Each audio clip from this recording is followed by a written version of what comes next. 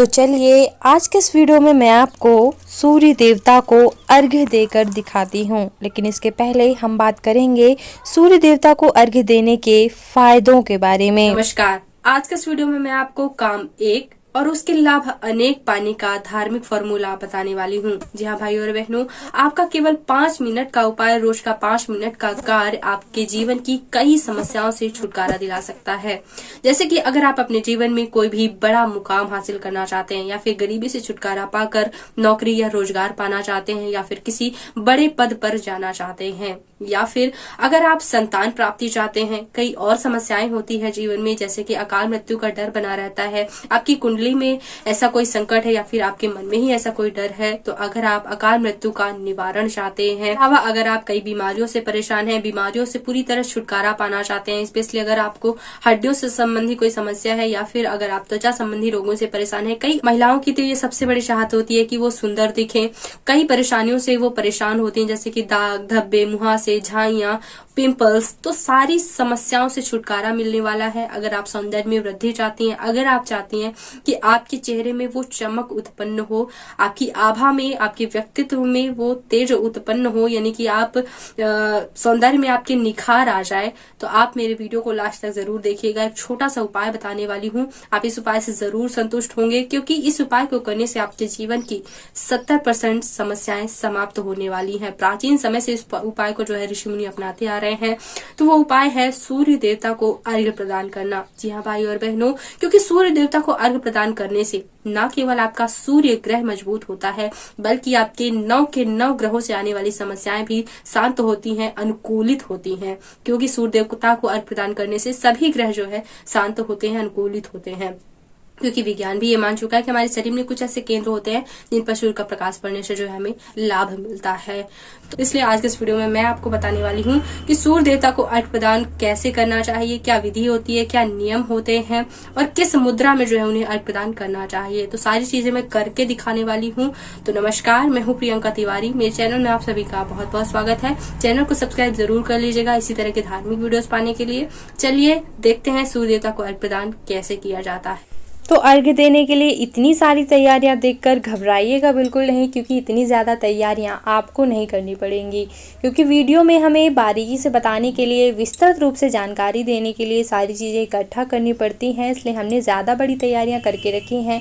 लेकिन मैं आपको सूर्य देवता को अर्घ्य देने की विस्तृत विधि और नियम बताने के साथ साथ आप कम समय में सहूलियत के अनुसार सूर्य देवता को कैसे अर्घ्य दे सकते हैं, यह भी ज़रूर बताने वाली हूँ। तो चलिए शुरू करते हैं। तो सबसे पहले जहाँ पर भी आप भगवान सूर्य देवता को अर्घ्य प्रदान करना चाहते हैं, वहाँ पर एक आसन बिछा लें। क्योंकि आसन बिछाकर आसन पे खड़े होकर ही भगवान सूर्य देवता को अर्घ्य प्रदान करना चाहिए।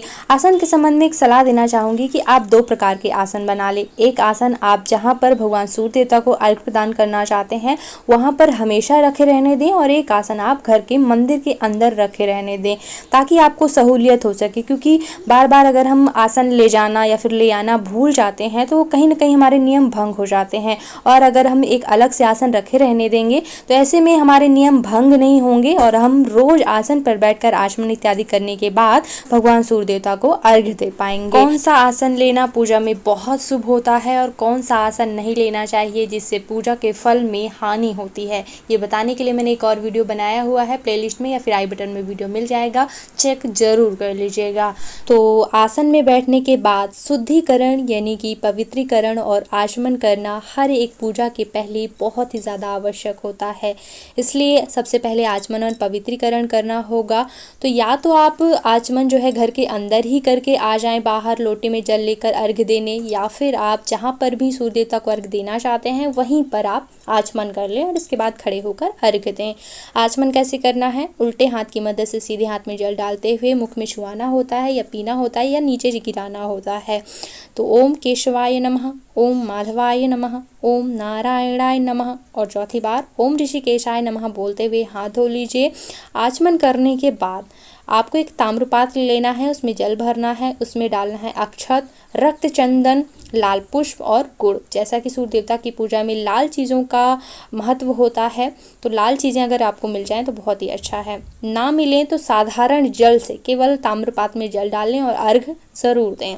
अब अर्घ्य देने के लिए थाली रखने का क्या उद्देश्य है हमारा, वो ये है कि अर्घ्य देने के बाद थाली का जल हम किसी गमले या फूल वगैरह में डाल देंगे, क्योंकि सूर्य देवता को अर्घ्य प्रदान करने के लिए एक बात जो बहुत ही ज़्यादा महत्वपूर्ण है और ध्यान देने वाली बात है वो ये है कि सूर्य देवता को अर्घ्य प्रदान वहाँ पर करना चाहिए जहाँ पर किसी का पैर ना पड़े, किसी का आना जाना ना हो, कोई लांघ कर ना जाए जहाँ पे आप अर्घ्य देते हैं, क्योंकि भगवान को जो चीज़ें अर्पित हो जाती हैं वो प्रसाद स्वरूप हो जाती हैं। ऐसे में किसी का पैर नहीं पड़ना चाहिए, इसलिए हमेशा ऐसी जगह का चुनाव करें। जैसे कि मैं आज आपको वीडियो बनाने के लिए छत पे जल दे रही हूँ, बाकी मैं जैसे कि नीचे ही जल देती हूँ, यानी कि सीधे ज़मीन पर ही मैं अर्घ्य प्रदान करती हूँ, क्योंकि मेरे यहाँ ऐसी व्यवस्था है। यानी कि घर के किनारे जैसे कि कुछ कोने होते हैं जहाँ पे सूर्य देवता के भी दर्शन होते हैं और कोई फूल वगैरह लगे हुए होते हैं, तो वहाँ पे किसी का पैर पड़ना संभव नहीं हो पाता है जल्दी से। तो आप ऐसे स्थान का चुनाव करें, या फिर सबसे अच्छा तरीका या फिर सबसे अच्छा चुनाव ये होने वाला है कि आप एक गमला बना लें, उसमें एक फूल लगा लें और उसी गमले में आप सूर्य देवता को अर्घ्य प्रदान किया करें, क्योंकि गमला एक सुरक्षित स्थान हो सकता है, क्योंकि गमले में अर्घ्य दिया हुआ जल किसी के पैरों के नीचे आने की संभावना बहुत ही कम हो जाती है। लेकिन एक बात ध्यान रखिएगा, कभी भी तुलसी के गमले में सूर्य देवता को अर्घ्य प्रदान नहीं करना चाहिए। तुलसी माता को जल देना एक अलग बात होती है, लेकिन तुलसी के गमले में सूर्य देवता को अर्घ्य प्रदान कभी नहीं करना चाहिए।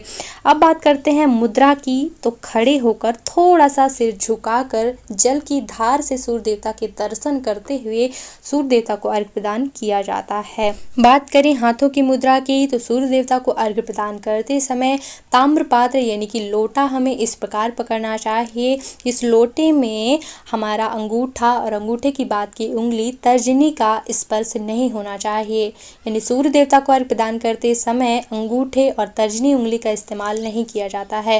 वैसे तर्जनी उंगली का इस्तेमाल किसी भी शुभ कार्य की पूजा में किया ही नहीं जाता। आपने अनुभव भी किया होगा, हवन वगैरह करते समय पितृ कार्यों की पूजा में तर्जनी उंगली का इस्तेमाल किया जाता है, तो कभी भी कोई शुभ कार्यों की पूजा में तर्जनी उंगली का इस्तेमाल ना किया करें। तो इस प्रकार से ओम सूर्याय नमः इन सामान्य मंत्रों का जाप करते हुए आप सूर्य देवता को अर्घ्य प्रदान कर सकते हैं, या फिर सूर्य देवता के 12 नामों का उच्चारण करते हुए जो बहुत ही ज़्यादा प्रभावशाली और लाभदायी होते हैं। सूर्य देवता अत्यंत प्रसन्न होते हैं इन 12 नामों का जाप करने से। इन 12 नामों से भी आप सूर्य देवता को अर्घ्य प्रदान कर सकते हैं। इन 12 नामों का वीडियो जल्दी ही आपको चैनल पर मिल जाएगा, आई बटन पर, या फिर चैनल पर जाके ज़रूर चेक कर लीजिएगा।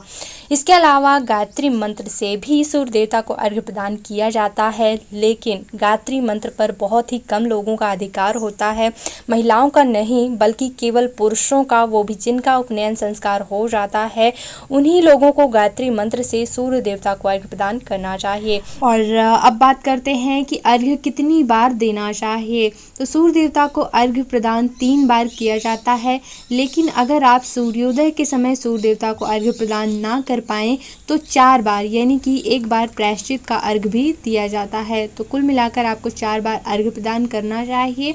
इसके अलावा अर्घ्य प्रदान करने के साथ साथ सूर्य देवता की परिक्रमा भी करनी चाहिए। तो परिक्रमा कैसे करनी है, कितनी बार करनी है, इसके लिए आपको एक बार ताम्र पात्र में जल लेना है।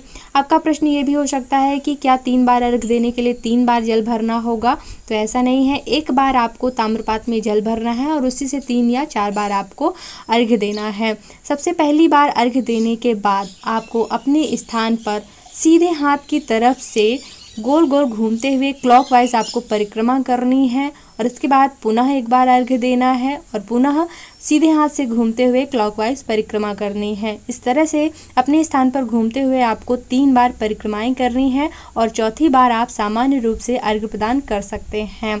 अर्घ्य देने के बाद जिस आसन पे आप बैठे होते हैं उस आसन के नीचे का जल माथे पे अवश्य लगाएं, और अर्घ्य दिया हुआ जल माथे पे लगाएं, आंखों पर लगाएं। इस जल को आप प्रसाद स्वरूप ग्रहण भी कर सकते हैं, पी भी सकते हैं। बहुत ही ज़्यादा लाभदायक, रोगनाशक, पापनाशक यह जल होता है। लेकिन अगर आपने रक्त चंदन वगैरह मिलाया हुआ होगा, आप नहीं पी सकते, तो इसे आप गमले में या फूल वगैरह में भी डाल सकते हैं। और अर्घ्य देने के संबंध में काफ़ी सारे लोगों के और भी सवाल होते हैं, जैसे कि अगर बादल में छिपे हुए होते हैं। कभी कभी सूर्य देव, तब हमें अर्घ देना चाहिए या नहीं। कई बार परिस्थितियां ऐसी होती हैं कि हम बाहर ही नहीं जा सकते या फिर घर के अंदर हमें सूर्य देवता के दर्शन नहीं हो पा रहे हैं, तो हम इस स्थिति में कैसे सूर्य देवता को अर्घ दें या फिर ना दें। तो इस संबंध में शास्त्रों का ये कथन है कि हमें प्रतिदिन, चाहे वो बादलों में छिपे हुए हों, हमें दर्शन दें या ना दें। या फिर अगर परिस्थिति नहीं है कि हम बाहर जा सकते हैं, घर के अंदर भी दर्शन नहीं हो पा रहे हैं, इस स्थिति में भी भगवान सूर्य देवता को प्रतिदिन अर्घ जरूर देना चाहिए। यहाँ तक कि सूतक पातक में भी भगवान सूर्य देवता को अर्घ प्रदान करने का विधान बताया गया है शास्त्रों में। तो प्रतिदिन अर्घ प्रदान जरूर करें। तो ये है अर्घ देने से संबंधित कुछ नियम। लेकिन इन नियमों में से अगर आप कोई नियम नहीं मान पाते हैं तो मन में शंका बिल्कुल भी मत लाइएगा कि मैं आसन नहीं ले पाती, आसन के नीचे का जल नहीं ले पाता या फिर मुद्रा बनाना भूल जाता है, तो क्या मेरी पूजा स्वीकार हो रही है या नहीं। क्योंकि ये नियम सारे मैंने ऋषि मुनियों के ज़माने के बताए हैं और ये है कलयुग। और कलयुग में ऐसा कहा गया है कि कलयुग केवल नाम आधारा, सुमिर सुमिर नर उतरे ही पारा। यानी कि कलयुग में केवल नाम का ही आधार है। किसी भी प्रकार से भगवान सूर्य देवता को अर्घ्य प्रदान जरूर करें। वैसे कोशिश यही करें कि नियमों में सारी चीज़ें की जा सकें, क्योंकि नियमों का भी अपना महत्व और लाभ होता है।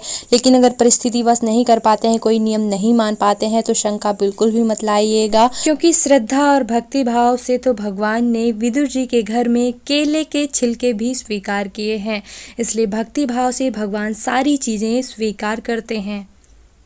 और भगवान सूर्य देवता को अर्घ्य प्रदान करने का चमत्कार आप अपने जीवन में स्वयं से ही देख पाएंगे। आपके जीवन की 70% समस्याएं समाप्त हो जाती हैं, आपकी मनोकामनाएं पूरी होती हैं।